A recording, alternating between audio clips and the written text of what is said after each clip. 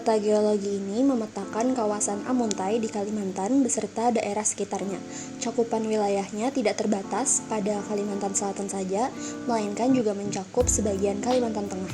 Sebagaimana terlihat dari jumlah lokasi yang termuat di dalam peta, peta ini disusun oleh Herianto dan Sanyoto pada tahun 1994. Dalam kajian ini, fokus utama diarahkan pada seluruh wilayah Kecamatan Amuntai, meskipun beberapa daerah di luar kawasan tersebut tetap disinggung untuk menjaga keterpaduan interpretasi geologi.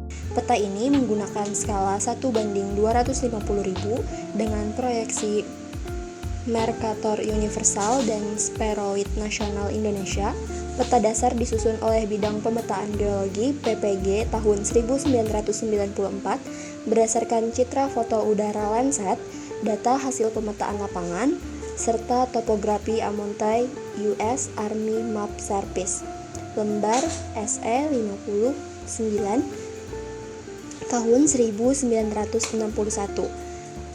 Informasi batuan aluvial di Kecamatan Amuntai Selatan dan Amuntai Tengah merupakan endapan sangat muda berumur Holosen, bagian akhir dari zaman kuarter dalam era Kenozoikum, kira-kira lebih muda dari 0,01 juta tahun, sehingga termasuk generasi paling muda dalam sejarah geologi daerah ini. Zaman kuarter sendiri adalah periode terbaru ketika iklim bumi sudah mirip sekarang, ditandai glasiasi, perkembangan sungai modern, rawa, dan pembentukan dataran banjir. Holosen adalah fase hangat setelah zaman es terakhir saat aktivitas manusia mulai intens dan sungai mengukir dataran banjir luas. Secara litologi, satuan aluvial ini ditandai oleh bentuk warna hijau dengan huruf QA.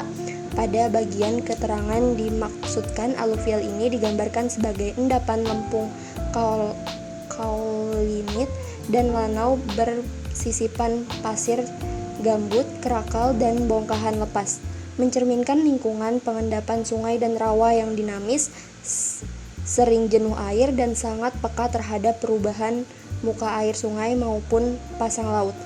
Bongkahan lepas yang mencerminkan lingkungan sungai rawa sangat dinamis, di mana material halus diendapkan saat energi aliran melemah, sedangkan pasir kerakal pada selain itu terdapat sedikit formasi dahor yang masuk pada Kecamatan Amuntai Selatan dan Tengah dengan garis putus-putus sebagai batas yang diinterpretasikan sebagai kontak geologi, yaitu batas yang memisahkan satu badan batuan dengan badan batuan lainnya.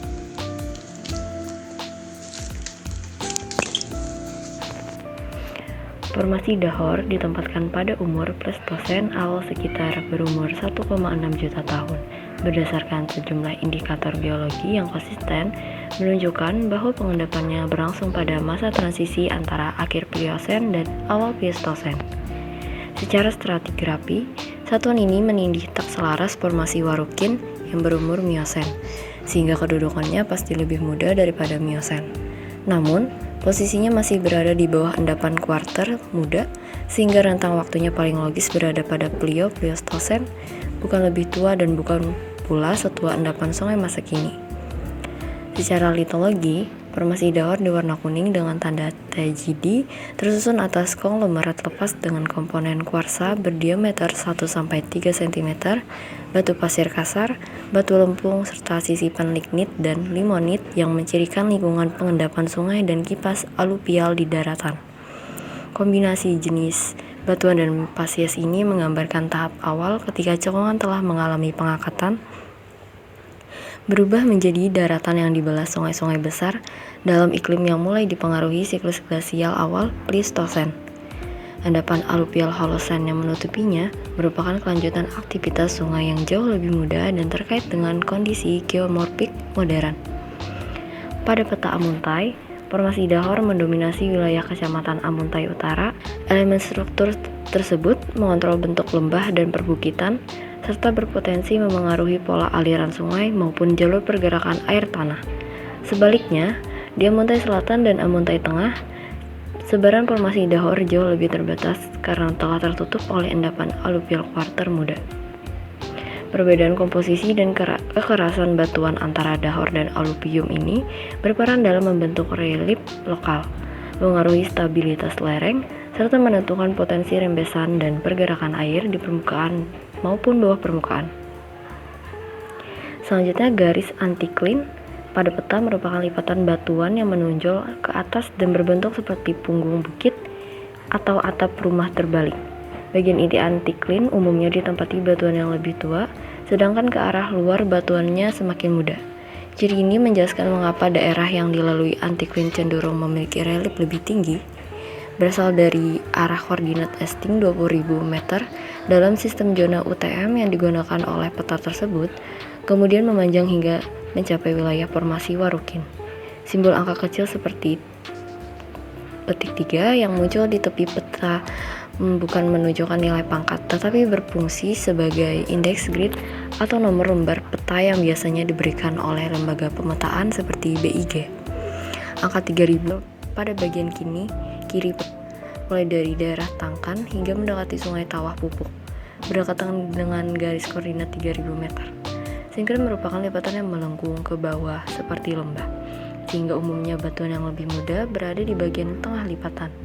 Garis sinkron lainnya juga tampak melewati jalur tanjung, ditandai dengan zona berwarna biru hingga hijau pucat, yang menunjukkan variasi satuan batuan aluvial dan sedimen muda di sekitarnya.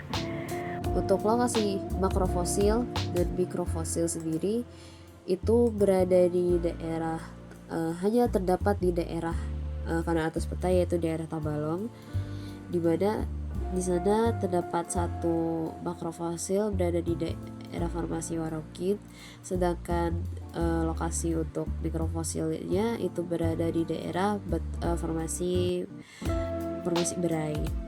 Dan di 3 kecamatan Abutai sendiri tidak terdapat sama sekali simbol mikrofosil maupun makrofosil. Dan dari keseluruhan peta juga itu hanya terdapat satu mikrofosil dan satu makrofosil saja dalam satu peta ini, peta geologi ini.